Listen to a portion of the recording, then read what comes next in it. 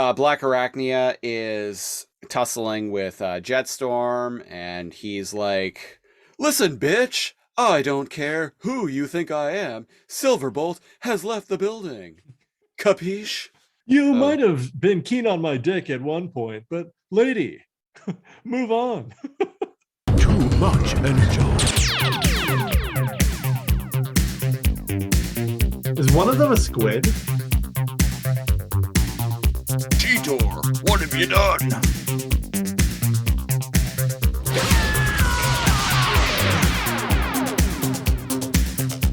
Blah blah blah blah, Beast Wars once and for all. it's like, throw her into the compactor. Well, you don't need this anymore. Why do you always talk to yourself? I simply have a penchant for intelligent conversation. Yeah, Say Galavar! No! Say Galavar! No!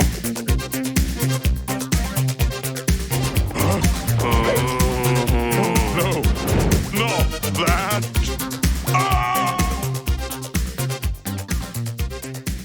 Welcome back to another episode of Too Much Energon, the podcast where we talk about Beast Wars shit and talk shit about Beast Wars. I am one of your hosts, NeoCal. And I am your other host, sent by the Tripredicus Council, Covert Agent Ravage, at your service. Covert Agent Ravage. Also known as feel Christopher about- Siege. How do you feel about Covert Agent Siege? Yeah, there you go. Christopher Siege, how do you feel about this being the 64th episode of Too Much Energon? We're only 5 episodes from the nice one, 69. Yeah, so this is Too Much Energon 64. We should make a shirt. Oh yeah, there It says we go. Energon 64. Too much Energon, Nintendo 64. Yeehaw. Haven't heard of it. So if anyone who's listening to the audio version of this is wondering why I did a very terrible Ravage impression, it's because today, go check out the video version, because today I found a Transformers War for Cybertron trilogy Covert Agent Ravage figure at my local GameStop. And Pretty cool. I'm fucking hyped. And it's actually 2 figures. Two. So he doesn't transform. There's a cassette figure, and then there's the. He does actually transform. He transforms into a cat. His okay, so yeah, and there's also the cassette. That's cool. And there's also the cassette, which is a redeco of G1 Ravage. This Covert Agent Ravage is a new mold based heavily on the War for Cybertron Kingdom Cheetor figure. Like if you look, like he's got like the engineering in the legs is the same. Yeah, I see there. He's got the thick legs. Thick legs. Yeah. So I'm pretty hyped about that. Dude, motherfucker was $70 Canadian, but I'm like, well, he's a pretty hype deluxe class figure, and he includes G1 Ravage. He's got a bunch of weapons, and he comes a cool packaging. G1 Ravage change into a little Jaguar. Yeah, he does. I still have him in the package, so yeah. And in fact, yeah, okay, that's pretty cool. Yeah, I think I'm actually going to. I think I might actually leave this one in the package, honestly. In Beast Wars, I guess I never thought about it. He'd have 3 forms in Beast Wars, but we never saw his beast mode, did we? No, we didn't. But presumably he'd have 3 forms, whereas in G1 he had 2, a cassette and a Jaguar. Yeah. Well, I always assumed in Beast Wars what they did was they essentially anthropomorphized his Jaguar form. Oh, so he still had 2 forms. It's just one was the humanoid. The humanoid cat, yeah. Okay. Yeah, when he like became a Predacon, right? Yeah. Makes sense. When he was reprogrammed and rebuilt as a Predacon, as Garry Primal randomly info dumped on us in that episode. That's so crazy. What a crazy episode that was. Crazy times with his Klingon bird of prey. You're right. Yeah.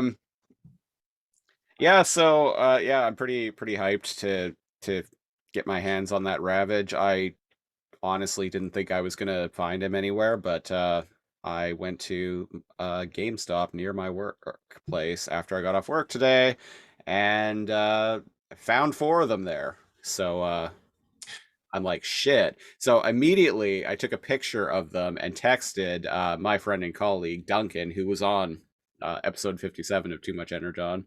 I texted him and I was like, my man, sent him a picture and was like, there are 4 of these here. I'm taking one of them. And he responded with, shit, how much are they? And I'm like, $70. And he's like, ah, fuck it, I'm doing it. Thanks for the heads up. 70. Yeah, well, yeah, like 70 plus tax. I think I paid like 72 something. Oh, right, because Is the you Edge have card platinum, discount? Yeah. So you like, I've explained on the show before, I think, but the Edge discount actually pays off when you're buying like a lot of figures and stuff like that, especially when you're buying a lot of like, leader class, like $70 Transformers. Yeah, Saving that because 10%. it's 10%. 10%, and that shit adds up. Like And my it's how much is the platinum for a year? $10. Yeah. So like basically all I need to do is buy like a leader class and a deluxe class figure, and I've broken even basically with the discount. Mm-hmm. And you're going to be going there anyway. Isn't it interesting how EB Games is slowly Well, it's GameStop wait a now. second, right? That's right. It's just GameStop in Canada now. Yeah. For the longest times it was EB Games. I don't know why it took them so goddamn long to change it. Like GameStop bought them like over a decade ago. Long ass time ago, right? Yeah, it was. I can't. Anyways, besides that, like it's transitioning into a toy store really well. I for the first time in a long time, I went into one sometime last month. Holy cow. I mean, they still have game accessories like everywhere but whatever, but there was like the games take up a lot less real estate in the store than they used to. Like it takes like a whole it doesn't backpack and sock section and board games. Like the one in Hillside Mall there. That's like the one I went to. Yeah. Like if you look, like the games don't even take up like one entire wall of the store anymore. No. They take up like 3/4 of one wall. Yeah. And then like literally and then like the rest of the store wraparound of the store is just like action figures and like socks and hats and makes sense. Yeah, no, I'm fine with it. I don't fucking buy retail games anymore, so yeah. Hell, my console doesn't even have a disc drive. There you go. So other than the Ravage, which sometimes when I go in there, they'll be like, "Oh, are you interested in pre-ordering any new games? We got blah blah coming out," and I'm like, "I have a Series S," and they're like, "Oh, okay." And then they just stop. Understood. Have a nice day. Yeah, exactly. Series S, the inferior, the technically inferior of the new Xbox consoles, but you know what? I've had one since March. Haven't had any fucking complaints. Games look great. If you set it to performance mode, they run at like 60 frames. It's games like backward compatible games. Like I just replayed through Metal Gear Solid 2 on my Series S recently. Yeah. Silent Hill 2. I'm playing through Silent Hill Homecoming. Going back to a lot of old games lately. Yeah, you've been sharing clips of them. I know. I lost 2 Twitter followers in the ensuing madness of uploading screenshots from Silent Hill and Metal Gear Solid. I was going to say, anybody that possibly listens to the show, any of the stuff we do, I Yeah. challenge them not to find like 4 hours worth of us talking about Metal Gear Solid. So Yeah. I shared this one video on Twitter of from Metal Gear Solid 2, and what? it's this bit where Snake and Otacon do this like secret handshake and I love that. transition into a hug, and I uploaded it, and I was like Siege and NeoCal energy. I really love that. Yeah, it's like a Uh, I can't remember quite how they ended up doing it, but it's, man, I forgot how good those games were. I need to go back Yeah, and give them the old maximal try. yeah, I replayed through Metal Gear Solid 2 in its entirety recently because at the time of recording, which is November 11th, 2021, 2 days from now is the 20th anniversary of the release of MGS2. 20 years. So when I realized that the 20th anniversary of that game was looming, and that it's still my favorite installment in that series, and I've talked about that before, Yeah. but hell, I think I talked about it on last week's podcast. Yeah, so one of them. One of them. Let's go with this one. We do a lot of shows, people. But when I realized that the 20th anniversary was looming, I decided to dive back into it, and yeah, it mostly holds up. There's a lot more soapy melodrama, like very, very corny melodrama in the story that I didn't really pick up on as much when I was, 16, 17, but now I'm just like, lol, rolling my eyes to it. Also, the high frequency blade mechanics are fucking garbage and feel like a half-baked idea from a 20-year-old game. So it makes the katana. Yeah, it makes the final fight against Solidus fucking infuriating.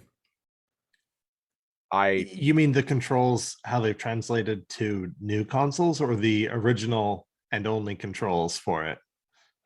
Well, I was playing it on the Metal Gear Solid 2, the HD version of Metal Gear Solid 2 from the Metal Gear Solid HD collection from 2011.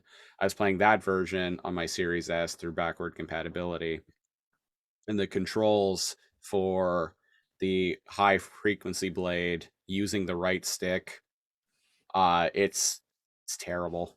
Because I remember playing the original when it came out, and let me tell you, we spent hours thinking that we weren't doing it right.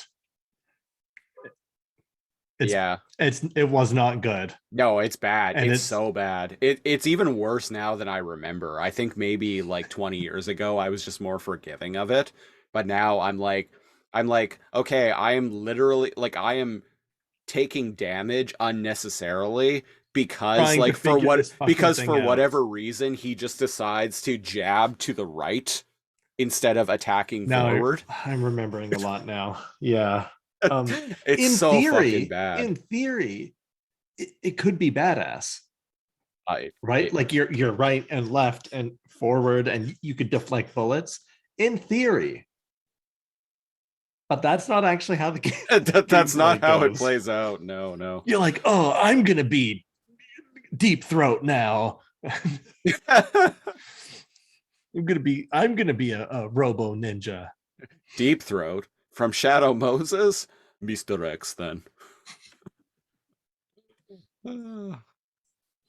Colonel, I'm with Emma Emmerich. We've managed to avoid drowning. That we've managed to avoid drowning. Voice line. Just the way he says it, the way the line is delivered. It's like nonchalant, like, oh, we've reached checkpoint B. We've managed to avoid drowning.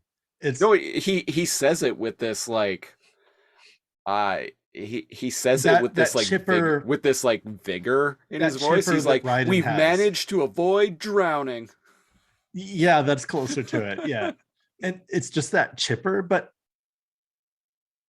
he's not like worried about it when he says it. people are probably listening like, what are they talking about? It's a voice line that has lived in my head for 20 fucking years. Yeah, same. And the memes didn't help either. Raiden, turn the game console off. when GW starts going all haywire. Right. Man, Uh, what a insane game. Yeah. Speaking of insanity, the listeners, this is episode 64 of Too Much Energon, and this week we are talking about the 13th and final episode of season 1 of Beast Machines, End of the Line. Beast Machines season 1 finale. Originally aired on December 18th, 1999. What a crisp true Christmas gift this episode would have been. Yeah. Back in 1999. Except for me, because I didn't like this show back in 1999. You were too cool. I like was it. too cool. I'm definitely not cool anymore. Which is a perfect time for us to watch it. It's a perfect time for us to do a like 100 episode podcast about Beast Wars shit. Yep. Yeah, we're reaching it. Yeah. I've got that shit mapped out. Episode 100. Actually, I think if we stick to the revised schedule that I have, we will, and we cover everything that we've talked about covering so far. Mhm. It'll take us to episode 99. Yeah, I was gonna say, is it really 100? But close. And then at that point, I'm like, well, we can just do an episode 100 where we just like bullshit for like 3 hours. Yeah. Just talk about Beast Wars in general, invite some people. Yeah. Yeah. Have a big shebang and then figure out what to do with the show from there. Yeah. So the show, it opens really cool going through Megatron's are they like at the root of where his like They're in his server room basically. yeah, and all of those things coming from the ceiling going way down into this like server room, those are the things connected to like the back of his head, his like hacking suit, right? Yeah. His control suit, if you will. So so Rat Trap's doing some hacking. He's doing a hack. He's doing some hacking and he figures out that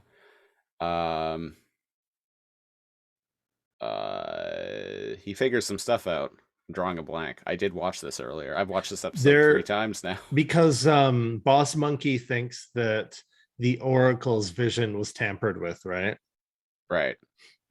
And I like the scene because Cheetor's running away because some tank drones come, and but he's in his transform mode, his robot form, and he's holding onto Cheetor's tail. I like that. Yeah, and Rat Trap, like when Cheetor sees the tank drones, he's like, all right, time to go. And Rat Trap's like, no way, this is important. And Cheetor just grabs him anyway and like rips his tail right out of the he hacks port with his tail. I don't know if we ever mentioned that on the show. Oh, we've talked about that a bunch. I've compared it to R2D2. This is where, yeah, that's right. This is where your fabled vine grenades come in handy. Yes, that I started talking about like 2 episodes ago. 2 episodes ago, and I'm like, what are you talking about, bud? Yeah. I was like full rotundo mode because like I got into a bit of a well, let's just say I really enjoyed these episodes and I got so into it that I ended up binging like all the way like halfway through up to halfway through season 2 of Beast Machines just in one sitting because I was so fucking into it. This episode is I almost wanted to keep watching, and I'm like, no, I must stay strong. You really like this episode. Yes, you are stronger. You are stronger than I, good sir. So they take off after using like the vine grenades, and I guess these grenades, when they explode, they have that goop, that like bio goop Yeah. in it, and a bunch of vines just grow out and they entangle the tank, making them inoperable. So that's Mhm. cool. That's cool. I don't know if I necessarily buy that a bunch of vines could hold a like giant mechanical death machine for very long, but I feel like Presumably they grow into it and like disrupt the wiring and the circuitry. That's kind of how what I thought. maybe, Maybe, maybe. maybe doesn't really go into it. So it shows a giant computer chip with a bunch, kind of look, the platform looks like a computer chip, and there's a whole bunch of tank drones, and they all have that key and they're like laser shot now. The key to Sigma balls. Yeah. Now all of the tank drones have the Sigma ball laser. And The Sigma ballers. the Sigma ballers, if you will. Well, Sigma ballers. It's the 69 Sigma ballers.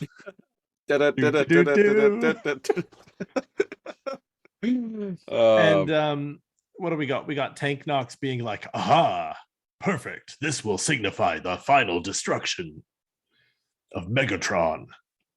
Blah, blah, blah.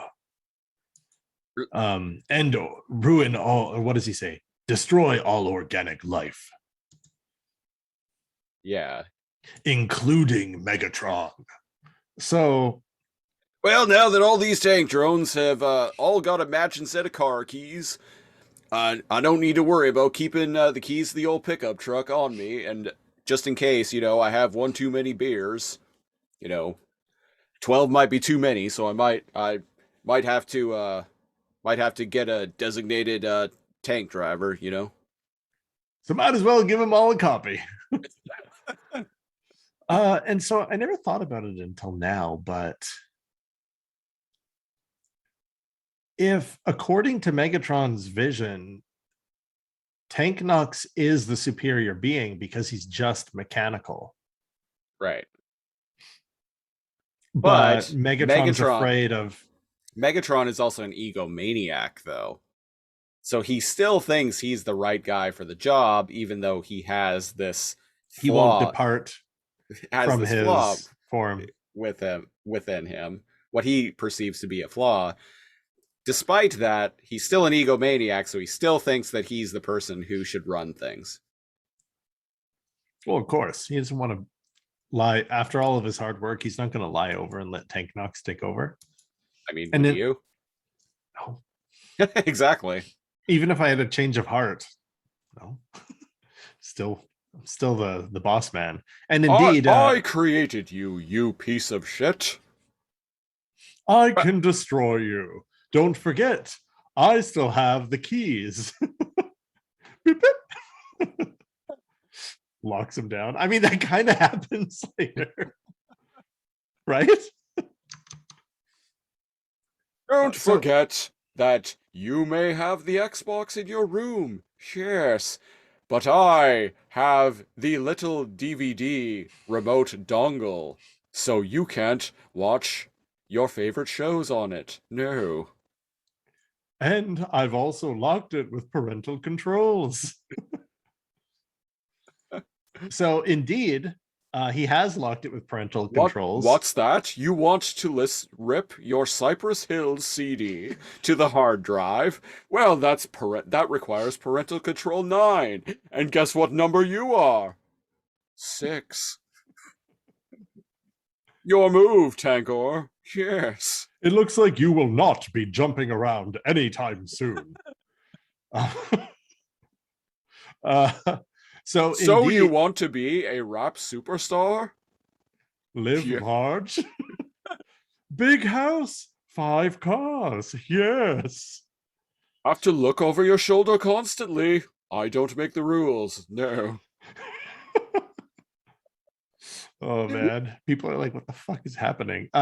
So the real life translation is. I'm very sleep deprived right now. So what we kind of just made up is actually in a weird way exactly what fucking happens here.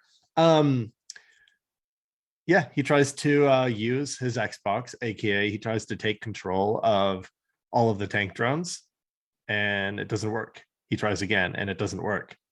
Yeah, because remember last episode speaking to Megatron through Guilty Spark, he told Megatron that he should only outfit the tank drones with the key to Vector Sigma, lest his two remaining Viacon generals get ambitious and decide to betray him. Yep.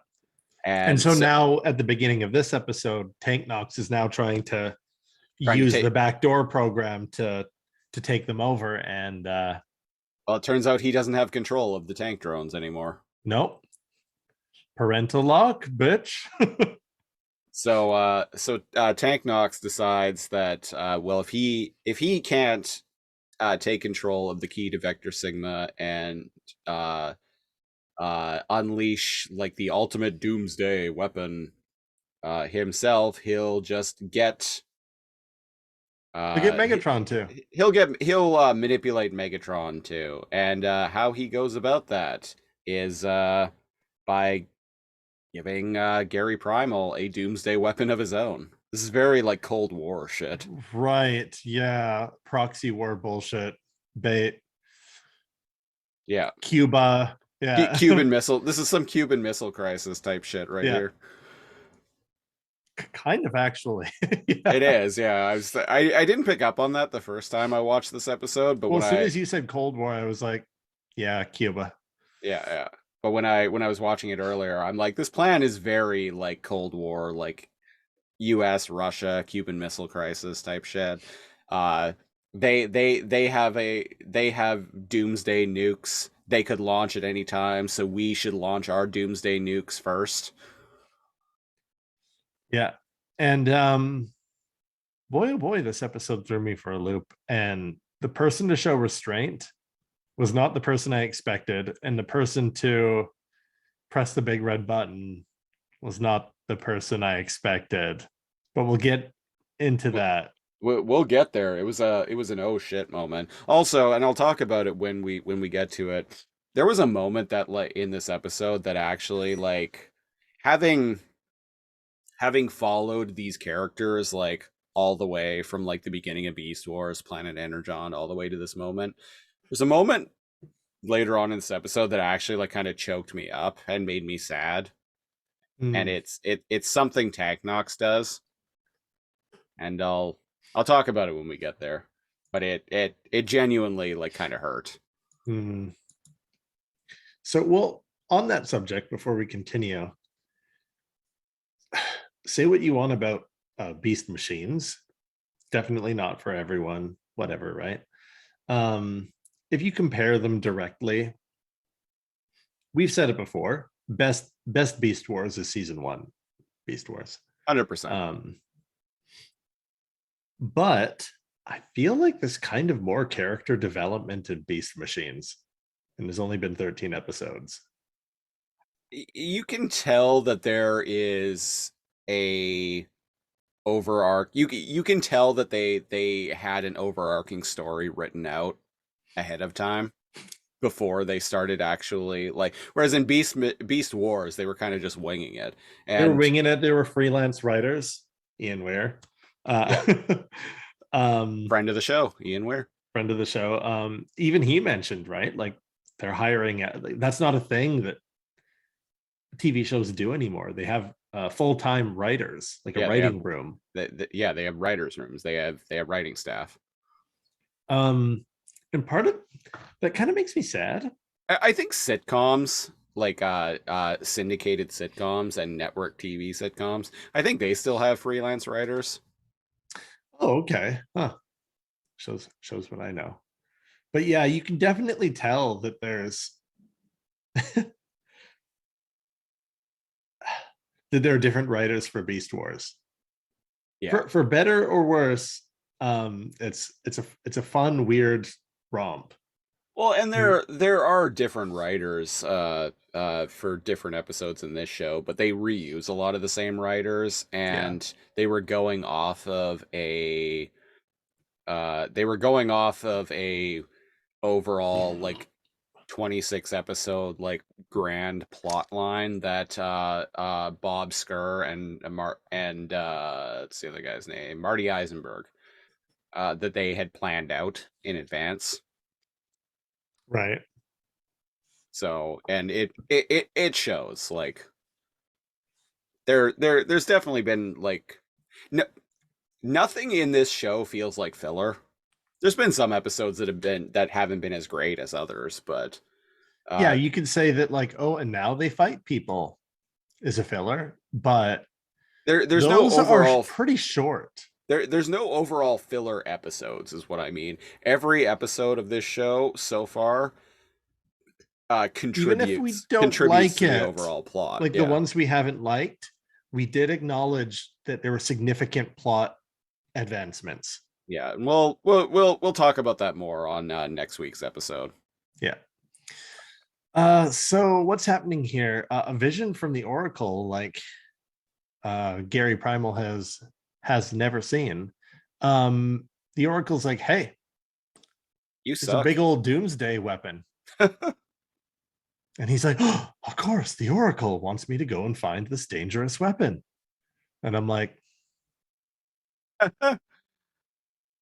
And does yeah, she? it's like, dude, weren't you saying that the Oracle seems like it had been tampered with, and indeed, Yeah. Cheetor brings that up later on. Yeah. Like maybe we shouldn't be listening to the tampered with Oracle. And I love Cheetor's confidence. He's like, we all stand with you, Optimus. And with Cheetor's Rat Trap's new weapons, those tank drones don't stand a chance. And he has like an angry little kitty face. And I'm like, new weapons. There's like 36 tank drones. well, How many grenades do you guys have? well, yeah, and that's an issue that I have. I don't necessarily agree that like literally like almost literally like burning it all to the ground, which is what Optimus wants to do. I don't agree that that's necessarily maybe the best option, but Cheetor's plan here is like, yeah, we'll throw grenades at them to restrain them, and I'm like, that's kind of small potatoes. Or When you have it's like, short-term solutions too. That's not going to win you the Beast Wars once and for all. the Beast Machine Wars, the Machine Wars once The and for Machine all. Wars. There we go. We got there. No, it's this actual kind of, name of a toy line, a short-lived toy line from like 1997, Machine Wars. So Tank Nux is, But yeah, it just felt very like, dude, this is one of these is like way too high. One of these is like 11 out of 10, and the other one is like a 2 out of 10 solution. whatever you do, we're gonna back you, Optimus. And with Rat Trap's new weapons, we can't lose. And it's like, what? You each can hold like 4 of these things? What if you miss? What if you miss? Then vines just grow on like on a fucking highway somewhere. Dang nabbit, they've disrupted traffic. I mean, I guess they could. Those bestial bastards. They have verticality advantage to them. For example, I haven't seen a set of stairs anywhere in Beast Machines. Right? And it would make sense, because why would Cybertron have stairs when they all have vehicle modes? Yeah. Have you ever seen a tank drone try to go up or down stairs?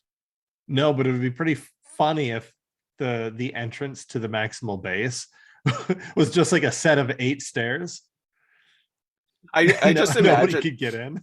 You remember in RoboCop the bit where Robo is at OCP headquarters and he's fighting Ed 209, and he goes into the stairwell and Ed 209 follows him and starts like trying to like awkwardly like step down the stairs and then goes like tumbling over. Yeah, just defeats himself. Yeah, Genius. yeah. I imagine that's what like a tank drone trying to go downstairs would look like. Yeah. So I think they should just make a spiral staircase to their base and call it a day. Yeah. Yeah, the jet drones wouldn't be able to fly down it. Too small. Tank drones would just die. And the motorcycles probably too. Yeah. Or make a series of like children's like monkey bars to Okay. get to a place, like a whole bunch of things that require a beast form Hmm. to thwart them, right? Like legs and feet required. Maybe there's like a tire swing somewhere there. I don't know what I'm getting at. Yeah, but Cheetor wouldn't be able to use the monkey bars, though. No, Oh, he's got paws. not in his Usually. robot form. Yeah, I guess that's true. His Although tall, masculine, thick-thighed robot form. he's got a sprinter. He's got sprinter's legs, is what he's Yeah, got. he does. Yeah. So the Maximals are transformed. And if I recall, that means they can be detected, right? Yeah, But they and don't give a indeed. shit. They're just walking like a boss. They're just walking, and something happens here that I found really funny because we shit talk this all the time. They're like, hey, Garry, why are we just walking around in robot form when we can be detected? And Gary's like, I have my reasons, and I'm not ready to share them, or something like that. And it's like he literally does like a thing that we have like poked fun at for I ages forgot now. about that, but I was going to mention it. Yeah. The fact that like things would just be much more clear if he just filled his troops in on shit. Like they might be I have behind my him more. reasons. Okay, but like, can you take 10 seconds and tell us? Yeah, what they are. Fuck. Man.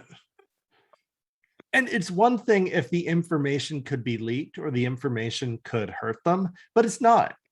It's always things that could help them if they knew. Yeah. Like, telling Fuck, I them what hate the that. plan is. Only Primal does that. Yeah. Fuck, man. I don't get that. Oh, Christ. Yeah, So they come dead across. end. So he says open sesame and like a secret passage opens. Yeah, basically. And they're like old Cybertron. Like Futurama, how there's like old New York, like underneath the all the ruins are underneath like new New York. That's vaguely. what it seems like they I barely are. watched Futurama. It seems like that's where they are right now. They're in like old Cybertron, like beneath the plumbing and the streets of the surface. It And seems like indeed, they find a workable elevator. It seems like they got here pretty quick too. Yep, they just strolled in. They found a secret door that the Oracle told them about. Yeah, open And, sesame, like you said. Yeah, and an elevator takes them right to a nuke, so to speak.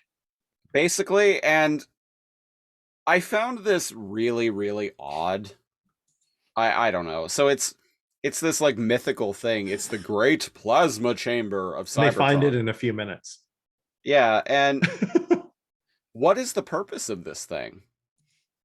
Like it's apparently opening it up destroys all technological life, like all machinery on Cybertron.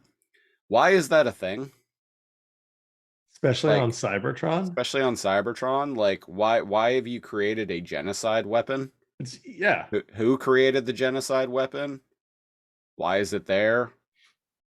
How does just plasma energy, which is kind of a nebulous thing, how does plasma energy destroy Oh yeah, good everything mechanical on when the world? was it made? How is there enough quote unquote plasma energy in this like relatively small cylindrical chamber to engulf the planet with a big ol' M on it? With a big ol' M for some reason. Yeah, like M for Matrix. Actually, funny enough, the M kind of reminds me of the targeting reticle on Enzo Matrix's mechanical eye in Reboot. Oh, it does. And listeners, if you want to hear us talk about Reboot, which is what I was referencing there, go check out our podcast, Alphanumeric, where we do this, but we talk about Reboot. Yeah. And what happens when they're down here looking at this weird doomsday device? Like a digging drone finds them. And they all Yeah, freak out, and Primal says, "Back to beast mode." and then he like unleashes plasma energy, a little bit of plasma energy, not too much. That Just destroys. enough, just a taste. Yeah, that destroys their pursuers. Yeah. So I guess you can, like, he's connected to it now. Right. Yeah. Something about him being close to the Oracle. Yeah. He's connected to this now that he's found it. Right. Yeah. The quote unquote Oracle. And spoilers for later on. We find out how he happens upon this. So his eyes go green, and green lightning shoots out, and completely no explosion, no like puff of smoke. It just kind of zaps, and there's like a little bit of bright light, and the drone's gone. Yeah, they're vaporized. Like completely. Yeah. Seems pretty fucking bad idea considering that they're part technological. Yeah. It like, but for example, it doesn't say that it would replace them, right? Like, think about that. Like, let's say that worked on somebody with a pacemaker. It's not going to fix his heart. He's not going to have a pacemaker, and he'll just die. Right? Like, these guys are part technological. Yeah, they're techno-organic in both beast mode and robot form. Yeah.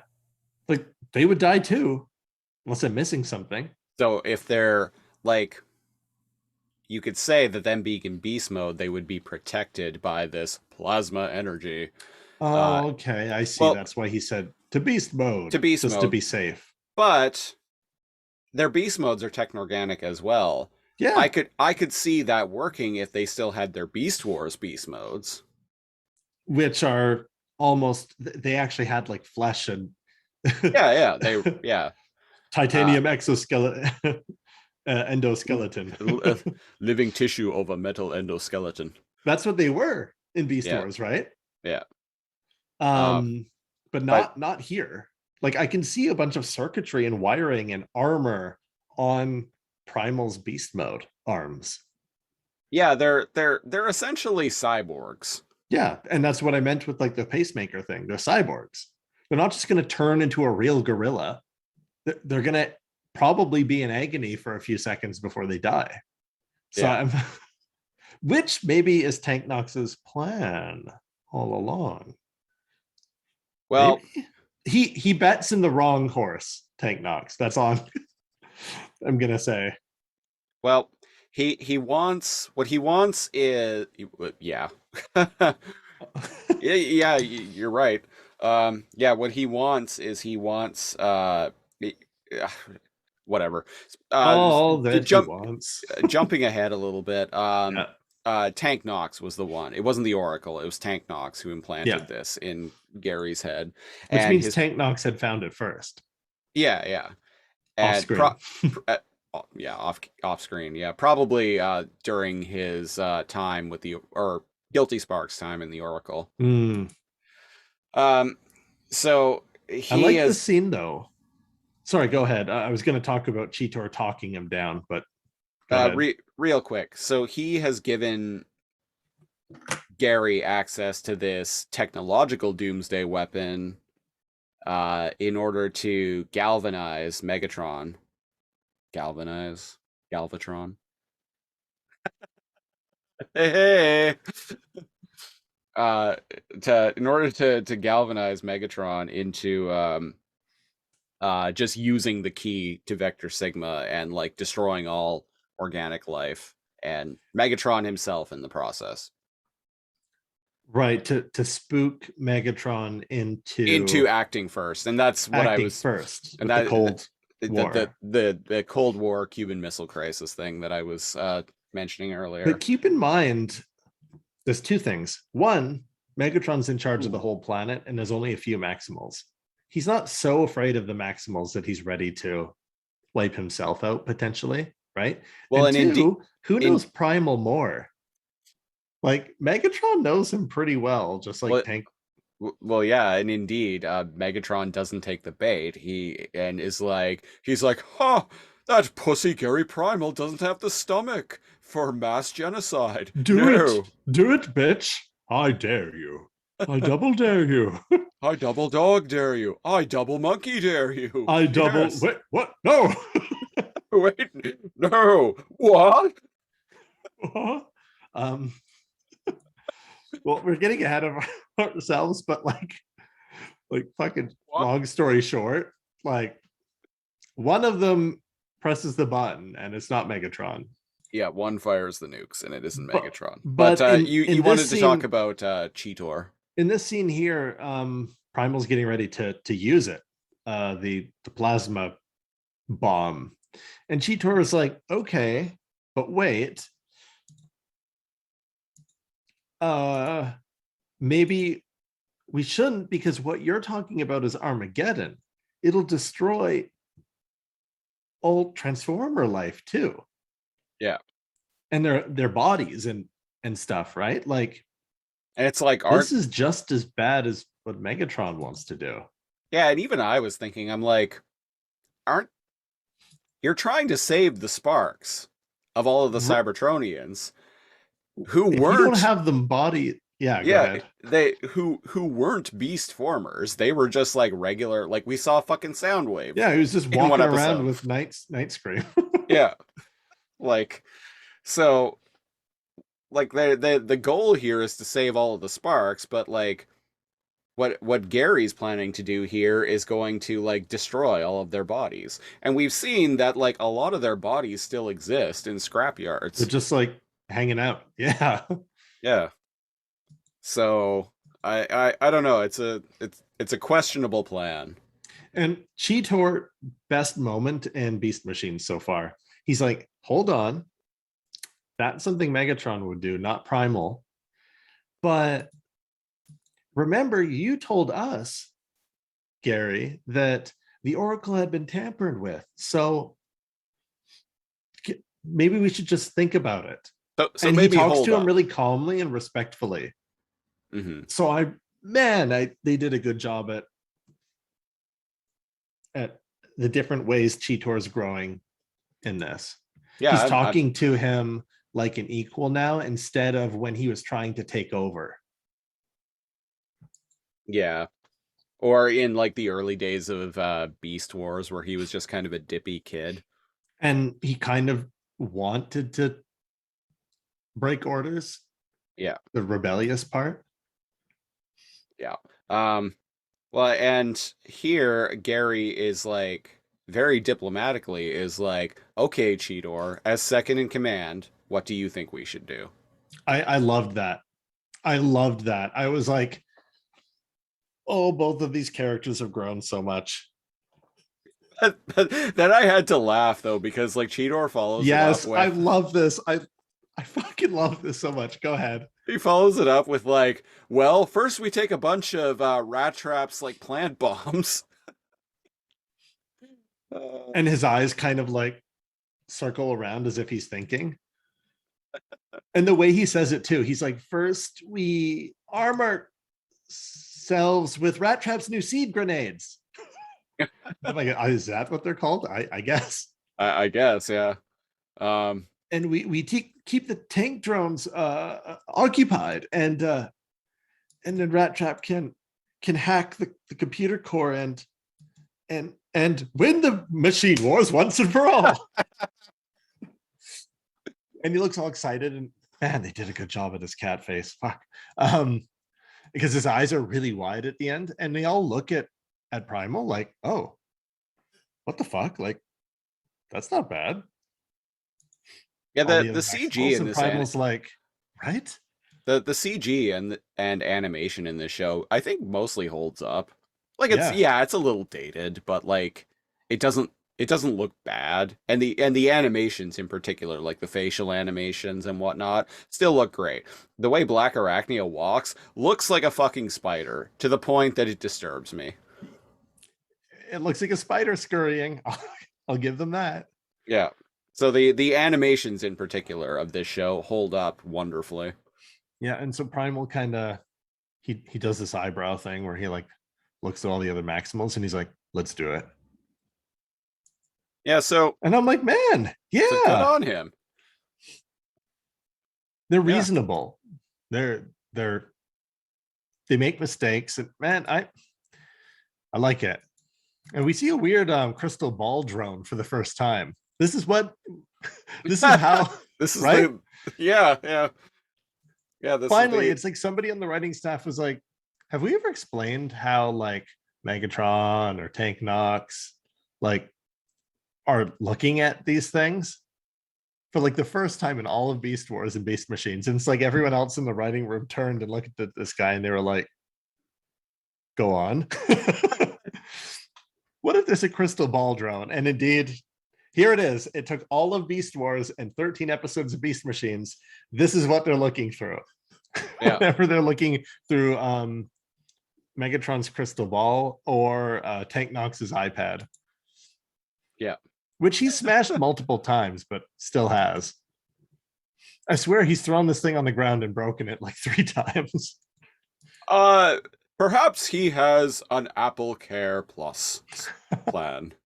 Yeah, I can't tell you the number of these that I've ran over with the old riding lawnmower after couple too many beers on a nice Saturday afternoon. So got to get that Apple Care to want to get a new iPad post haste. And this is what I mean by like he bets on the wrong horse. Guilty Spark's like, hey, he's not doing it. Didn't you want him to do the thing? Yeah. And Tank Knox is like, oh, Guilty Spark, you're a dumbass. No, I just want Megatron to know that Garry has access to the big M bomb, and that'll put him into action. And I'm like, couldn't you have just told Guilty Spark that Primal found it instead of actually bringing Primal there? Well, think about that. He wanted to create stakes. But he could have just told the what's it called? The operator to Guilty Spark, the little Megatron drone. The diagnostic drone. Diagnostic drone. He could have told the drone to go tell Megatron that Primal found that. So now he put a really dangerous weapon in Primal's hands just to push Megatron to do something. I would admire that if he was full on like Agent of Chaos, like pulls out his takes a big swig of beer and pulls out a 6-shooter and starts firing into the air and is like, yeehaw, let the chips fall where they may. Burn this motherfucker down. Woo! I'm like a dog chasing cars. I wouldn't know what to do with one if I caught it. But I know I try to fuck it. I just do things. Oh Christ. And we cut to Megatron and he's like, he found what? What? The voice actors have way more fun on this show than Beast Wars. They go bananas in this. We pointed that out in the first few episodes. Well, not that they go bananas, but they give much more nuanced performances, where I think actually in Beast Wars they were having like more fun, like they get a lot zanier. But in this show, the plot is zanier, yeah. No, and even in I was watching an interview with David Kay on the Beast Machines DVD, and he was saying that they were like given a lot more freedom to do like more fun and like goofy and improv-y things on Beast Wars, whereas in Beast Machines it was a lot more serious. And he's like, some of us in the writers' room actually really liked the tone of Beast Machines, and not all of us did, but he didn't name names or anything. But yeah. But what you gonna do? But Beast Machines did give us ooh. That's true. Oh fuck, that is listeners, I'm gonna be making a new intro for Too Much Energon in the next couple of weeks here, and that soundbite is definitely gonna be part of it. At 10:17 in this episode, when Megatron goes, "Hey, Ted, what?" I really like that line too. No, they found what? Yeah. Yeah. Too much energon. So the way Megatron finds out, this is the point I was trying to make earlier, is the diagnostic drone tells Megatron that they found the what is the M bomb called? The plasma chamber core, The whatever. plasma core chamber or whatever. I thought that was only a myth. And again, he finds out because the diagnostic drone tells him. They could have just lied and told him that Primal found that anyway without actually giving the keys to a nuke. I like when real quick when Megatron says about like, oh, I thought that was just a myth, and I like the diagnostic drone's follow up. He's like yes, and you did, but you also thought that the key to Vector Sigma was a myth as well. Are you sensing a pattern here? And he's like, you getting pretty, what's the term? Big for your britches? Yeah. Diagnostic drone is exhibiting way too much personality. Too much personality. Too much. To the point gumption. that Megatron is noticing. Too much sass. Too much sass. There you go. And so what's this giant thing coming out of the middle of the Megadome? I guess we'll find out. I didn't catch that the first time. Giant laser? I think it is a giant Vector Sigma key apparatus thing. Yeah.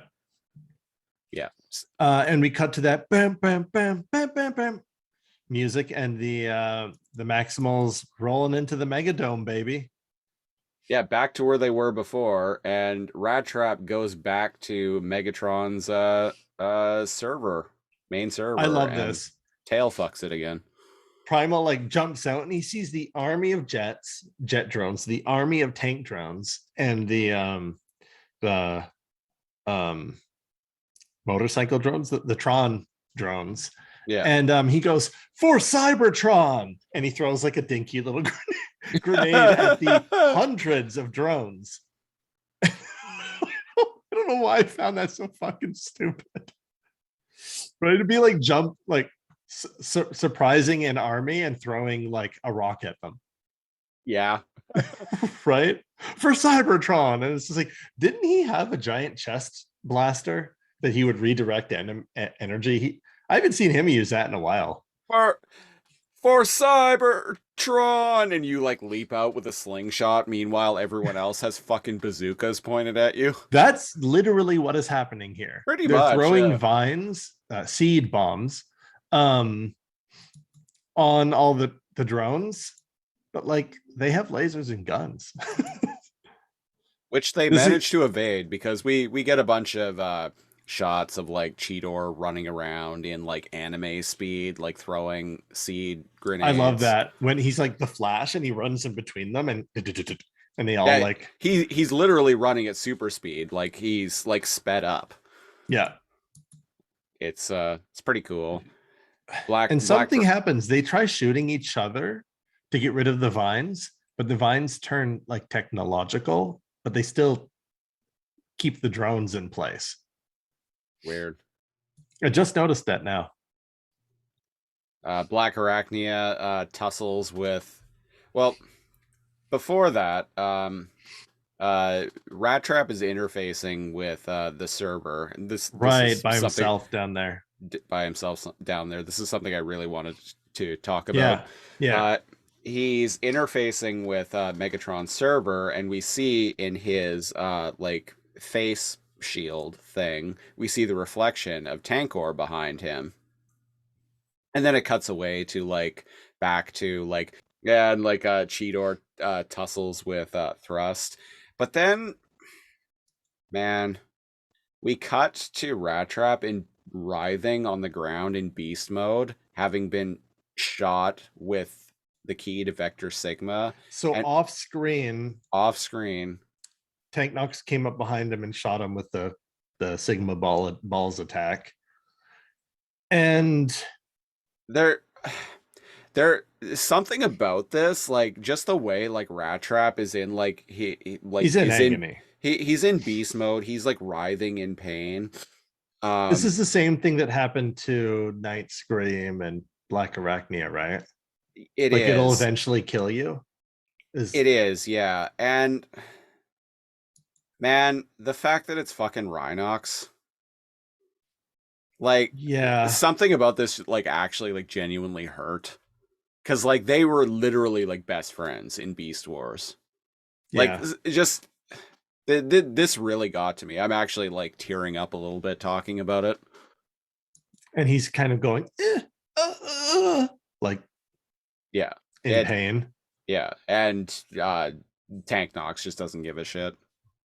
Oh yeah, he's like talking to the diagnostic drone, like ignoring slowly dying Rat Trap, and he's like doing the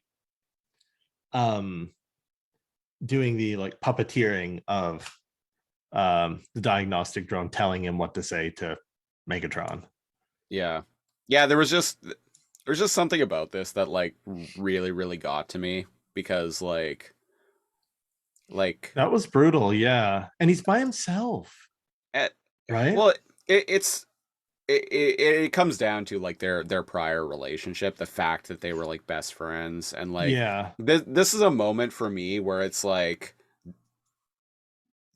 this is like the moment where it's like Rhinox is gone to me. You know what would have made that more personable to me? I'm glad that it affected you, but it would have really sunk that moment in for me, because before I was just like, oh well, Tank Knox blah blah blah must have shot him and he moved on. If he had said something like, you were my little buddy once but not anymore, or do you know what I mean, like something that let him know that he does have those memories, but that's not him anymore, that would have killed me, I think. Or if he came up behind him and he was like, sorry about this, little buddy. Do you know what I mean? Yeah. Well, even the way it's presented killed me. It's thanks for pointing that out. Like I said, like even just talking about it, like I was starting to like choke up a little bit. Yeah. And like things just get worse, because as Tank Knox is feverishly talking through the diagnostic drone, trying to convince Megatron to activate his Doomsday, that giant Sigma balls laser. The giant Sigma baller. The Sigma baller and the Vehicons. There you go. That's the name of his band. Sigma Baller and the Autocons. Vehicons. Sigma Baller and the Autocons. There you go. I like that. Yeah, Autocons. Dun dun dun dun dun dun dun dun. Autocon? Autocon. Is there ever a scene where that's the case, where you're playing as Autocon and if he dies, Snake yells his name? No, I don't think so. I feel like there should be. There should be. Yeah. And there you go. We always have to bring up Metal Gear Solid. But anyways, the gig is up. Megatron's like, do I detect a hint of you being a little bitch? Like you have some sort of personal stake. Do I detect a personal stake? I'll have you know I like mine medium rare. I was just about to make a joke about that. And immediately he's like, no, my will is only that of my master. Actually, I like prefer my steak well done, I'll have you know. Megatron goes, heathen! Chokes him out. Uh, Yeah, this guy had way too much personality, even when he's not being controlled by Tank Knox. yeah. Yeah, and we've talked about that at great I will length. not be denied. And again, what does he do? I swear he's done this like 3 times now. He smashes his iPad on the ground. And Damn it, that $10,000 Walmart gift card was mine! and Not yours! the iPad Fuck you, Megatron. slides across the floor and like bounces against like Rat Trap's twitching body. Hey, This yeah, is this what got hurts. me. It bounces against Rat Trap, and like he's just a slowly dying animal that he doesn't give a shit about. Tank Knox runs over the iPad to extra destroy it, almost hitting Rat Trap as if he didn't even care he was there. Yeah. Like I said, this shit hurts. And in his throes of pain, Rat Trap radios Optimus and he says, Optimus, help me. That's when it wrecked me. Hearing him like dying, like saying help me. Yeah. The- Yeah, Yeah. the whole thing got me. And honestly, like kudos to Scott McNeil. Right. His voice acting here. The voice acting in this show has consistently been 10 out of 10. There's no dead weight in this cast whatsoever. Phenomenal. Yeah. Like even right down to the diagnostic drone. Yeah. I don't know why I was made British, but here I am. Oh Christ. I don't think anyone else has that accent on Transformers. Yeah, he has a very like, yes, your eminence. Like a second in command, brown nosing kind of light British accent. It's kind of like stuffy, like old man, like rich Yeah, old there man we go. British. Yeah. So Primal hears Rat Trap like ask for help, and he kind of loses it and says this has to end. And he goes and confronts Megatron by himself. He just Again, he's done this before. Yep. And That's true. yeah. He's confronted him one-on-one several times. And they Dragon Ball Z fight. Yeah, they Primal shoot shoots his blue lasers. Kamehameha. And Yeah, they shoot lasers at one another, and blue is good, red is bad. yep. They try to argue with each other. So this is Primal's reasoning. This is what he did not tell the others, presumably, maybe. He points and he's yelling at Megatron and he says, if you unleash the Sigma Balls laser, everyone's going to die on Cybertron because the core will be destroyed because it has an organic core. And I'm like, oh. Well, yeah, we've established that already. I just never thought about that. Well, That's and why they had to cut off the vines. Yeah, that's earlier. what they were so worried about last episode with the because it'll infect the all Sigma the baller like spreading through the vines. Like they didn't want it to get to the core. If it has an organic, like natural core, then it'll destroy the planet. And what does Megatron say here? No planet's alive, dumbass. Yeah, I thought that was a weird line. No planet is alive, only infected. Yes. Doesn't throw the S on at the end, but I thought that was a weird. I'm like, dude, do you know how planets work? Because, like, Not alive, but living. geometrically active. Well, Geologically active, I mean. yes. And they I'm fight some sure. more. I'm sure many people out there would disagree that the planet is not alive. Looks like your anger's getting the better of you, bitch. And he shows Good. Garry. I can feel the hate Right? flowing within you. Yes, hate me. You'll hate me even more when I show you this. And he brings up some Whips his screens dick of out. whips his dick out and look, respect. You must respect its girth, Optimus. Give it a rating, 10 out of 10. Yes. I won't accept anything else.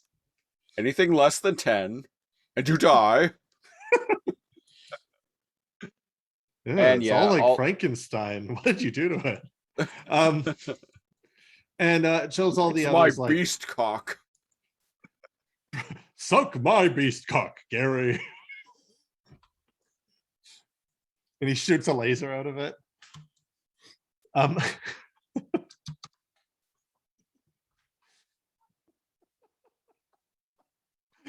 The things I never thought I would say on this show.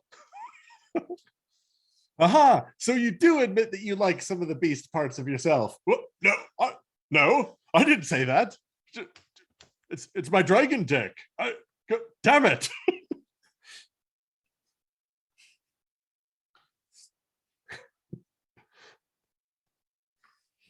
Fine. You know the ultimate reason why I don't want to turn into a vehicle. I love my huge dragon dick. So will you. And so will you. Yes. Get on your knees. And he's Uh, like, never. Sigma balls, Garry. Sigma balls, Garry. Oh, fuck.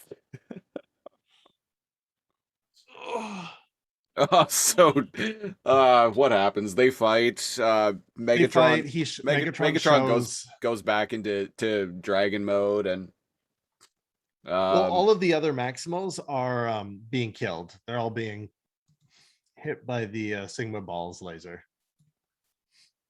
they're all being bald. And Megatron's like, how about that? Admit it, you've lost. Go on. Just one suck. And your pain will all be over. I'll even let your friends go if you do a good job.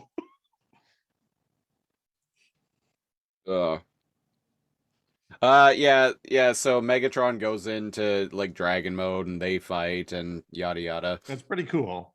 Oh, it's a good fight, and it's a they- throwback to days of old.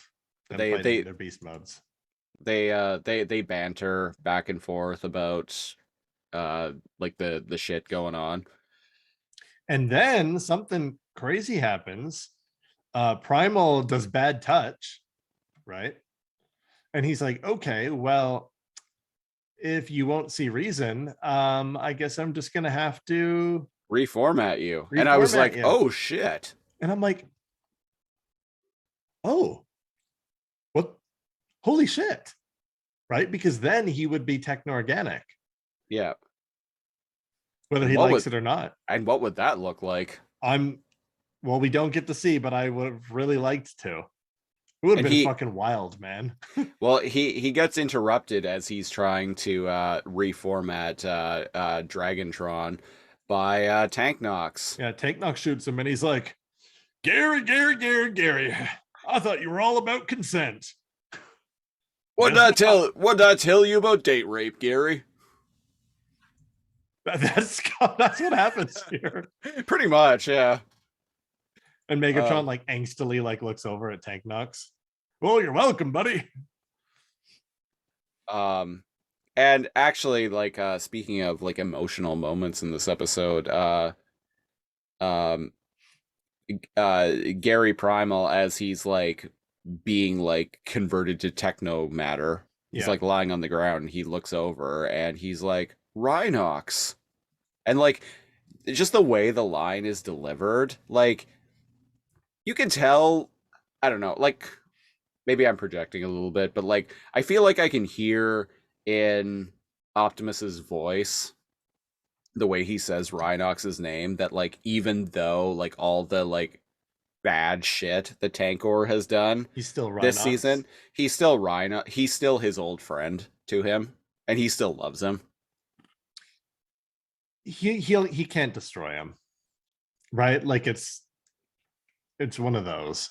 Yeah, And you know what? At first I was like, but now that we're like finishing up season 1, I'm like, man, the writing's good. Like in making somebody that you really don't want to kill that you know is good.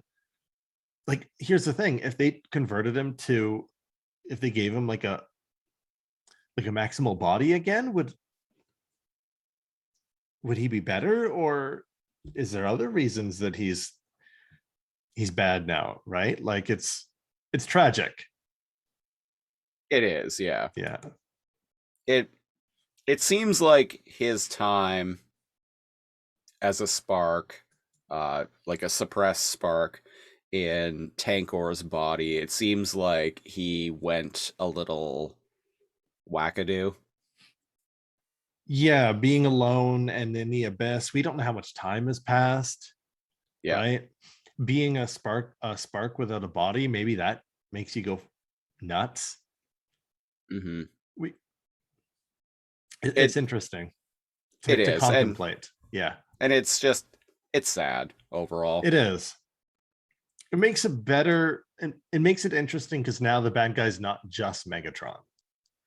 And indeed, Tank Knox aims his Sigma Balls laser at Sigma Baller at Megatron.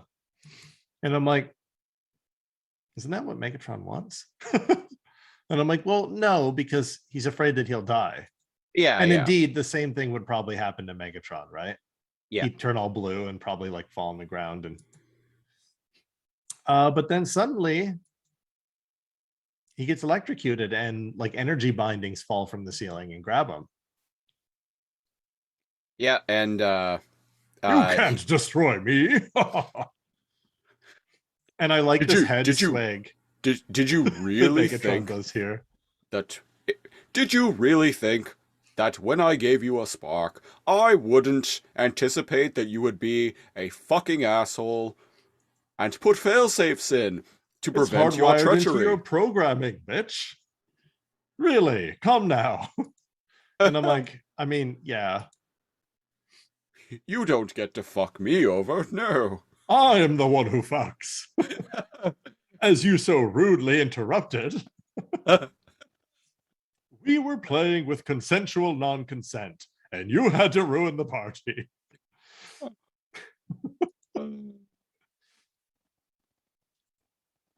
So Megatron's doing his like last victory speech here upon a fallen Tank Knox and a techno dying Primal. Yeah. And I don't know, I can't remember. Garry is like, "Oh, I have the Omega plasma chamber, whatever." I can still remotely activate the Omega plasma chamber, Megatron. You forget that. And he's like, "Ha ha ha ha! Optimus, you're a fucking pussy. Yes, you don't have the stomach I know for you genocide. too well. Please now." And I think that is the line. You don't have You- the stomach for genocide. You don't have the stomach for genocide." Actual line in the show. Yeah. Yeah, good line too. And Gary's just like, "Well, you think so, huh?" And his eyes glow green, and Yeah. Megatron's like, "What?" Yeah, he's like, you don't have the balls. I know that you would never do that. And Primal's like, not this time. And you could see as his eyes are glowing and he activates it, Megatron being like through his expression, it's the biggest like, what? He's probably ever contemplated, because in all of their years of their relationship, I don't think he would have ever thought Primal would do something like this. Even Tank Knox, this is the reason why he gave it to him. He never thought that Primal would do this. But And yeah, this is very much like well, this is kind of like Megatron at the end of Beast Wars, the second episode of right. Beast Wars Part 2. Megatron was like, "For if I must die, I shall take you with me." That's kind of what Gary's doing here. He's like, "Well, All we're of the fucked." Maximals are dying. He's We're- dying. It's this or they die. Yeah. It- Neither are really good options. No, and indeed, Megatron is just like, "Haha, two can play," and he fires the giant Sigma Baller. And he screams, what does he say? Let the something fall where they may. Let the chips fall. And as he screams that, like a mad scientist, like retaliating, I'm like, what the fuck is this? I was like a little like, like goosebumps when this was happening. Because indeed, after he screams that, he activates the giant Sigma Baller. the Sigma Baller Omega. And I'm like, what does this mean? I like how it activates. It shoots up into the sky and like creates a giant tear. And the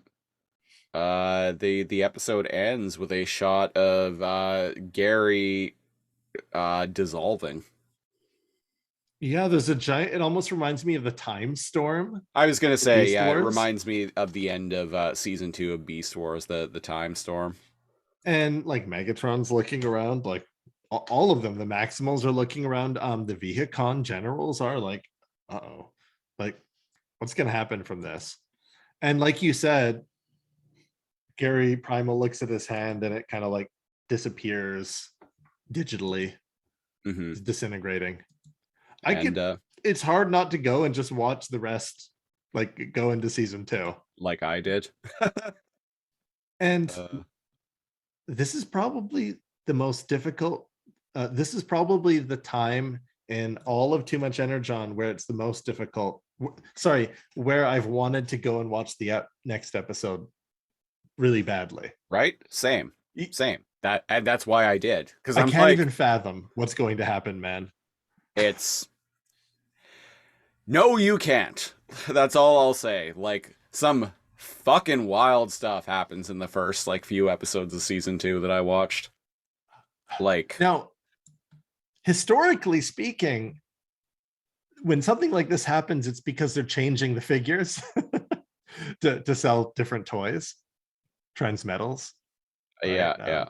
But like, nothing like that happens in this show.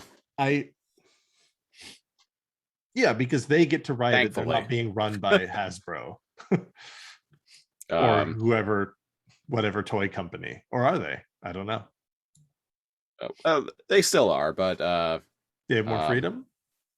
They have more freedom, and this show was the toy line was kind of built around this show, whereas Beast Wars was built around the toy. The show was built around the toy line. The toys started coming out first, and the show was built around it, and along with it. Yeah, you're right.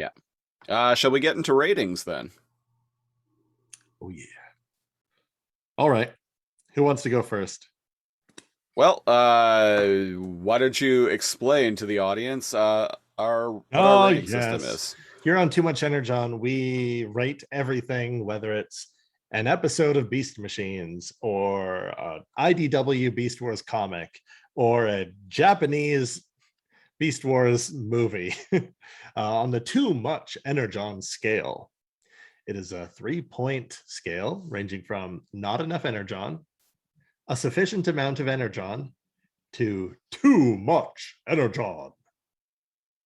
It is bad, okay, good. So, what I'm gonna lead this off right away and say that this episode gets a too much Energon from me. What a great way to end a mostly great season. There was only a couple of like not so great episodes.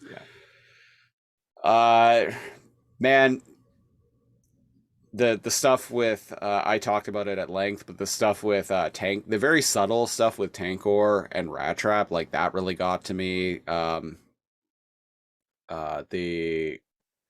the the finale where Optimus is just like, you know what, fuck it, Doomsday, and Megatron's like, what?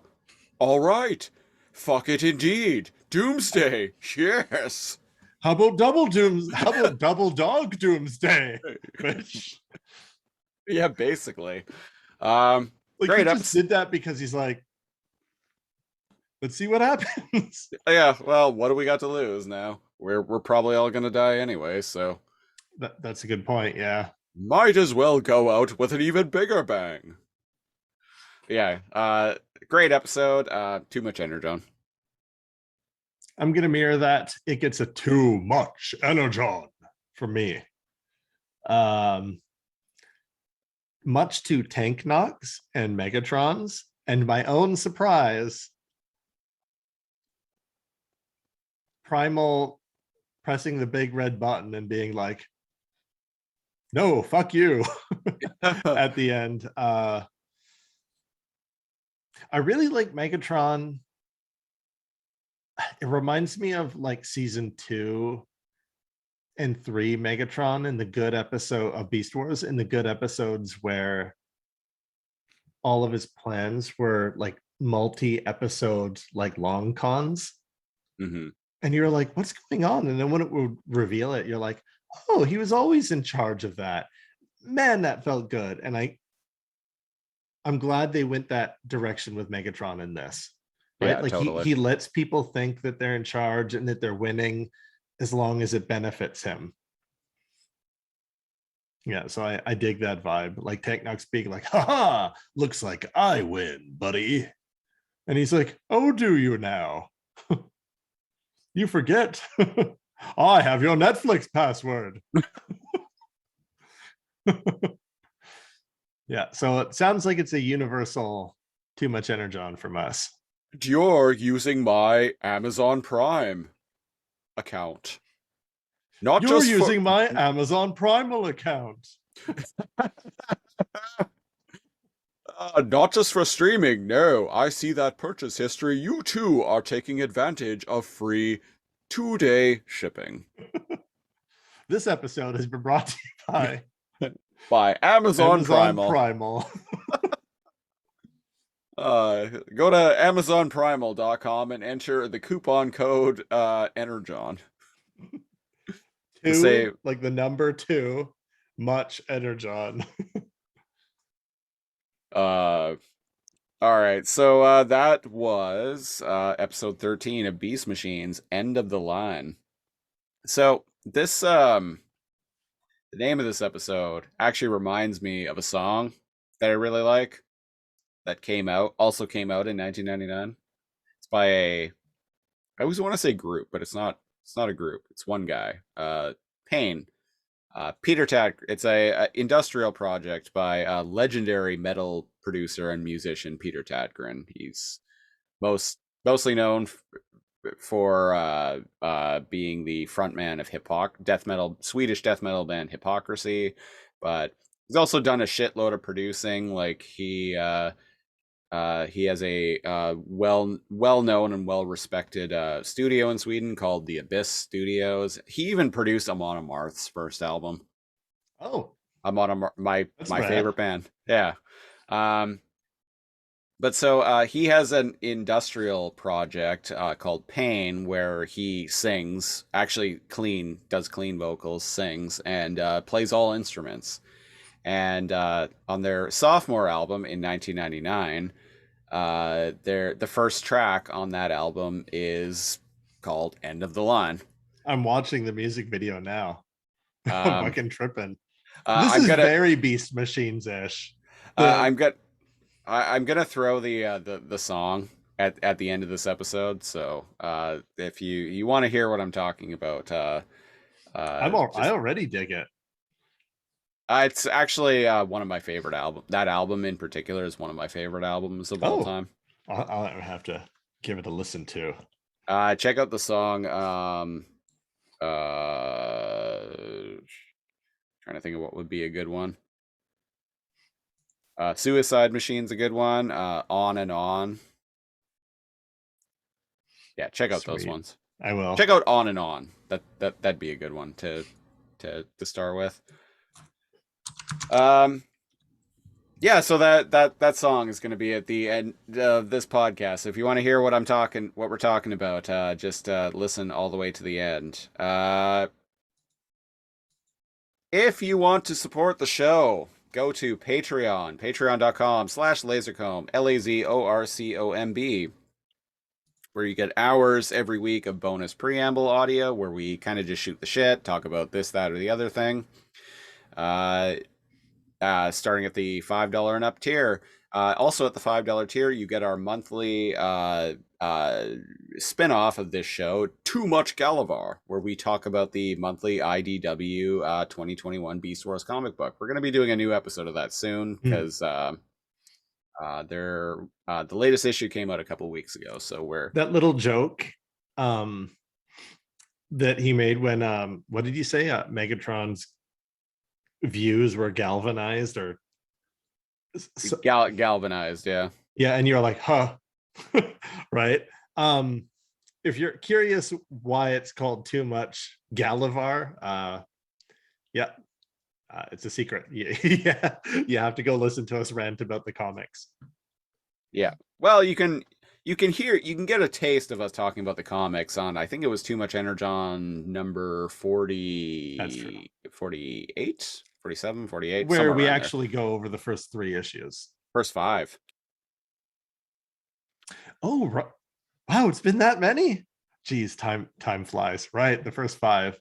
And since then, we've been doing the issues one at a time. Each episode usually ends up being about a half hour or so long. The last one was almost an hour. I feel like a lot happened.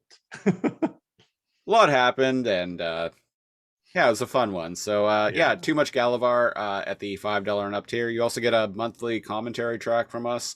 We're behind on that, so we'll get them out to you. We got to get that out soon. $10 tier is where things get really exciting, though. You get our weekly news and current events program, Lasercomb Tonight. You also get to pick a show for us to review a random episode of on our weekly podcast, the Lasercomb Podcast. It could be anything, whatever you want. The only limitations on that are show has to be ended and it has to be narrative based. So no game shows, no reality shows, no sporting things, nothing like that. As much as I love pro wrestling, it doesn't count. No Price is Right. No Price is Right. So $10 and up tier gets you that. There's also a $25 tier that gets you a t-shirt. That's basically the you like really, really love us tier. Also a way to get a t-shirt. And you get all the perks. And all previous rewards. Yeah. So no, Patreon, you just get a t-shirt. Patreon.com/lasercomb. Follow us on Facebook, facebook.com/toomuchenergon or facebook.com/lasercomb. The Lasercomb Facebook page is kind of dedicated to all the shows we do, whereas the Too Much Energon page is just related to the show. Haven't been as active on there as much as I'd like to lately, because honestly I kind of hate Facebook now, so I haven't been motivated to actually. Both of us fell off of Facebook. I check it like once every 4 days. Yeah, I don't even have it on my phone anymore, so I haven't been terribly motivated to update the Facebook page lately, but I'm gonna try and get back into doing that soon. Twitter at Too Much Energon is the show's account. It's mostly stuff about this show in particular, Transformers news. I post when I buy new Transformers, I post pictures of them there. Or you can follow me. I am at Lasercomb, LAZORCOMB. Cal, you are also on Twitter, yes? I'm on the Twitters. Neo from the Matrix, Neo. Neo_Cal. So NEO_KAL. I've mostly just been making memes lately to entertain myself. My most retweeted and liked post was the Binomvember post where I just posted a picture of Megatron. Weird. Weird indeed. Yeah, the alphanumeric Twitter account has actually gained quite a few new followers since I started posting in the Binomvember, which I still keep just reading as Binovember in my head. Which I'm me too, I'm A-okay with that. Yeah, by November. Yeah. Oh, my leg is cramping really hard right now. Holy that's shit. A sign. That's our body telling us live on the time air. For us to wow, go, folks.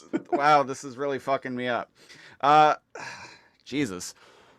Live pain. He's alive. So if you're into that, well, all the power to you. If you're into that, subscribe to the Patreon.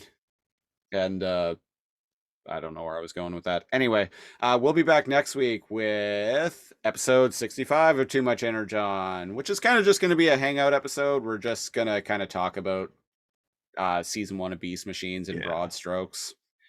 And this, that, or the other thing. Probably be a lot of off-topic shit on that episode. Yeah. It's just going to be the Siege and the Cal shooting the shit about maybe the whole Beast thing Machines. will be in character. Us doing impressions. Maybe the whole thing will be us reading Shakespeare. 'Twas the night before Christmas, and all through the house, not a maximal was stirring, not even a rat trap. So yeah, Too Much Energon number 65 next week. Keep an eye out for that. Until then, I've been one of your hosts, Christopher Siege. And I'm NeoCal. And until next week, it's the end of the line. You're broken to pieces, crushed by the facts. It's the end of the line. It's not the way it's supposed to be. I am transformed. Beast mode.